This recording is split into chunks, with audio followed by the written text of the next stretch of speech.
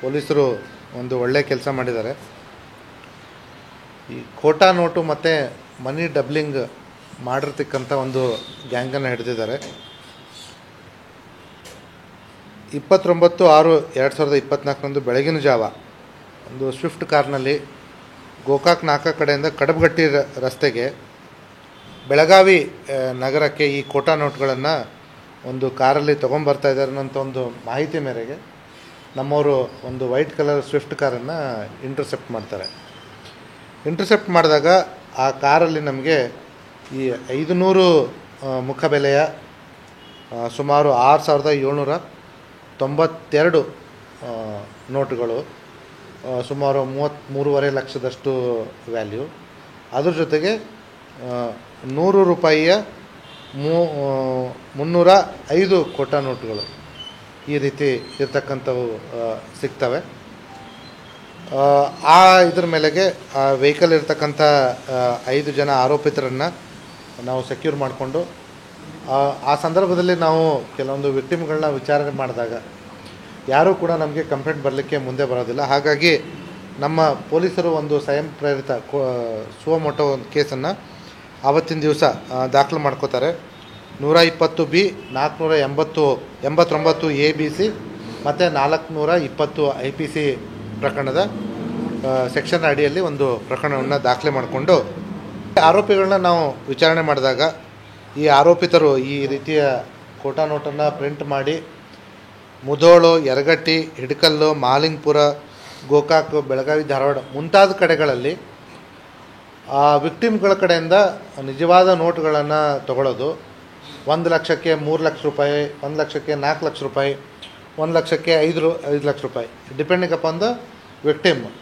ಒಂದೊಂದು ಕಡೆ 6 ಲಕ್ಷದವರೆಗೂ ಇವರು ತಮ್ಮಲ್ಲಿರ್ತಕ್ಕಂಥ ಖೋಟಾ ನೋಟುಗಳನ್ನು ಅವರಿಗೆ ಕೊಟ್ಟು ತಾವು ಒರಿಜಿನಲ್ ನೋಟನ್ನು ತೆಗೆದುಕೊಂಡು ಮೋಸ ಮಾಡಿರ್ತಕ್ಕಂಥದ್ದು. ಈ ಮೋಸದಲ್ಲಿ 2 ರೀತಿ ಮಾಡಿದ್ದಾರೆ. ನೀವು ನೋಡ್ಬೋದು, ಕೆಲವೊಂದು ನೋಟುಗಳ ಮೇಲೆ ಚಿಲ್ಡ್ರನ್ ಬ್ಯಾಂಕ್ ಆಫ್ ಇಂಡಿಯಾ ಅಂತ ಇದೆ. ಈ ಚಿಲ್ಡ್ರನ್ ಬ್ಯಾಂಕ್ ಆಫ್ ಇಂಡಿಯಾದರ ಮೇಲೆ ನಿಜವಾದ 500 ನೋಟುಗಳನ್ನು ಕೂಡ ಇವರು ಮೇಲೆ ಇಟ್ಟಿರ್ತಾರೆ. ಪ್ರತಿಯೊಂದು ಬಂಡಲ್ಗೂ ಕೂಡ ಮೇಲೆ ಒಂದು 3-4, ಕೆಳಗಡೆ ಒಂದು 3-4 ಇಟ್ಟಿರ್ತಾರೆ. ಆಮೇಲೆ ಕೆಲವೊಂದು ನೋಟುಗಳು actually reserve Bank of India ಅಂತಲೇ ಇದೆ. ಸೊ ಈ ರೀತಿ 2 ರೀತಿಯಿಂದ ಇವರು ಮೋಸ ಮಾಡಿರ್ತಕ್ಕಂಥದ್ದು.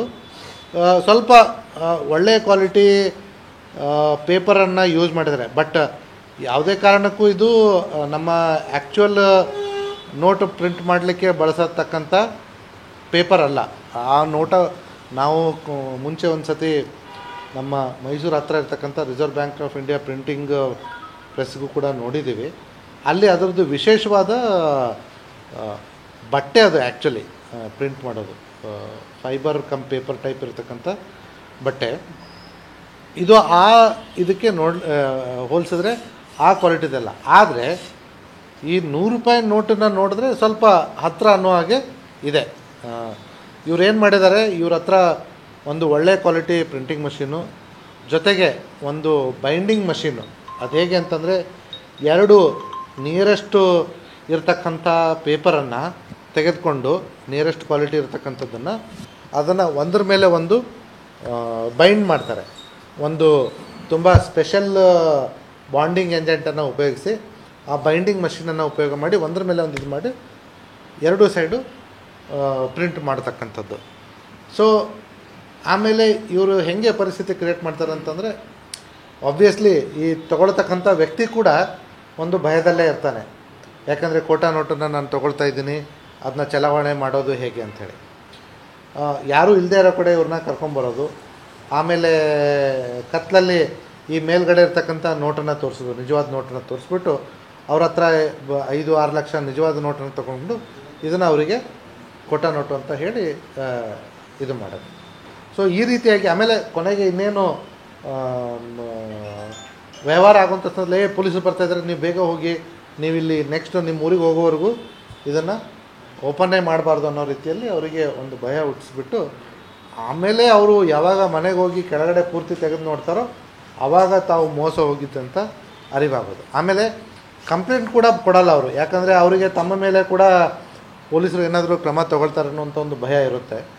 ಆದಾಗ್ಯೂ ಕೂಡ ಯಾರ್ಯಾರು ಈ ರೀತಿ ಮೋಸಕ್ಕೆ ಒಳಗಾಗಿದ್ದಾರೆ ಅವ್ರನ್ನ ನಾವು ಮತ್ತಷ್ಟು ಬಂದು ಕಂಪ್ಲೇಂಟ್ ಕೊಡಲಿಕ್ಕೆ ನಾವು ಪ್ರೇರೇಪಣೆ ಕೊಡ್ತೀವಿ. ಮತ್ತು ಈ ರೀತಿ ಮೋಸ ಹೋಗದೇ ಇರೋ ಹಾಗೆ ಕೂಡ ಒಂದು ಎಚ್ಚರಿಕೆ ಇರಲಿ ಅಂತ ಹೇಳಿ. ಈಗ ಇಲ್ಲಿವರೆಗೂ ಈ ಆರೋಪಿಗಳಿಂದ ನಾವು ಈ ಕೋಟಾ ನೋಟ್ ಪ್ರಿಂಟ್ ತೆಗೆಯಲು ಉಪಯೋಗಿಸಿರ್ತಕ್ಕಂಥ computer, printer, board, screen printing board, different colour high quality colour ಪ್ರಿಂಟಿಂಗ್ಗೆ ಬಳಸಿರ್ತಕ್ಕಂಥ ಪೇಂಟ್ಗಳು, ಇದ್ರ ಮೇಲೆ ನಮ್ಮದು RBIದು ಒಂದು ಬ್ಯಾಂಡ್ ಬರುತ್ತೆ. ಸೊ ಅದ್ರ ಬದಲಿಗೆ ಇವರು ಶೈನಿಂಗ್ದು ಸ್ಟಿಕ್ಕರ್ಸನ್ನು ಯೂಸ್ ಮಾಡಿದ್ದಾರೆ. ಆ ಸ್ಟಿಕ್ಕರ್ ಪ್ಯಾಕೆಟ್ಗಳು, ಆಮೇಲೆ ಈ ಪ್ರಿಂಟಿಂಗ್ ಆದಮೇಲೆ ಅದನ್ನು ಒಂದು ರೀತಿಯಿಂದ ಅದನ್ನು ನಿಯರೆಸ್ಟ್ ಕ್ವಾಲಿಟಿಗೆ ಬರಲಿಕ್ಕೆ ಕೋಟಿಂಗ್ ಪೌಡ್ರ್ ಅಂತ ಯೂಸ್ ಮಾಡ್ತಾರೆ. ಆ ಪೌಡರು, ಪ್ರಿಂಟಿಂಗ್ ಪೇಪರ್ಸು, ಒಂದು 6 ಮೊಬೈಲು, ಒಂದು ಬಿಳಿ ಬಣ್ಣದ ಸ್ವಿಫ್ಟ್ ಕಾರು, ಹೀಗೆ ಎಲ್ಲ ಪ್ರಕರಣಗಳನ್ನ ನಾವು ವಶಪಡಿಸ್ಕೊಂಡಿದ್ದೀವಿ. ಇಲ್ಲಿವರೆಗೂ 6 ಆರೋಪಿಗಳು ಇದ್ದಾರೆ ಅಂತ ಕಂಡುಬಂದಿದೆ. 5 ಆರೋಪಿಗಳನ್ನ ನಾವು ಬಂಧಿಸಿದ್ದೀವಿ. ಇನ್ನೂ ಹೆಚ್ಚಿನ ವಿಚಾರಣೆಯನ್ನು ನಡೆಸ್ತಾ ಇದ್ದೀವಿ. ಮತ್ತು ಮುಂದಿನ ದಿನಗಳಲ್ಲಿ ಬೇರೆಯವರು ಕೂಡ ಇದರಲ್ಲಿ ಇನ್ವಾಲ್ವ್ ಆಗಿರೋರನ್ನ ನಾವು ಅರೆಸ್ಟ್ ಮಾಡ್ತೀವಿ. ಇದರಲ್ಲಿ ಆರೋಪಿಗಳಾದಂಥ ಅನ್ವರ್ ಮೊಹಮ್ಮದ್ ಸಲೀಮ್ ಯಾದವಾಡ್, ಸುಮಾರು 26 ವರ್ಷ, ಅರ್ಬಾವಿ ಅವನು. ಸದ್ದಾಮ್ ಮೂಸಾ ಯಡಹಳ್ಳಿ 27 ವರ್ಷ, ಮಹಾಲಿಂಗ್ಪುರದವನು. ರವಿ ಚೆನ್ನಪ್ಪ ಹ್ಯಾಗಾಡಿ, ಇವನು ಕೂಡ ಮಹಾಲಿಂಗ್ಪುರ. ದುಡ್ಡಪ್ಪ ವಣಶಣ್ವಿ ಅಂತ ಹೇಳಿ ಮಹಾಲಿಂಗ್ಪುರ. ವಿಠಲ್ ಹಣಮಂತ್ ಹೊಸಕೋಟೆ ಅಂತ ಹೇಳಿ ಮಹಾಲಿಂಗ್ಪುರ ಬುದ್ನಿ ಅವನು.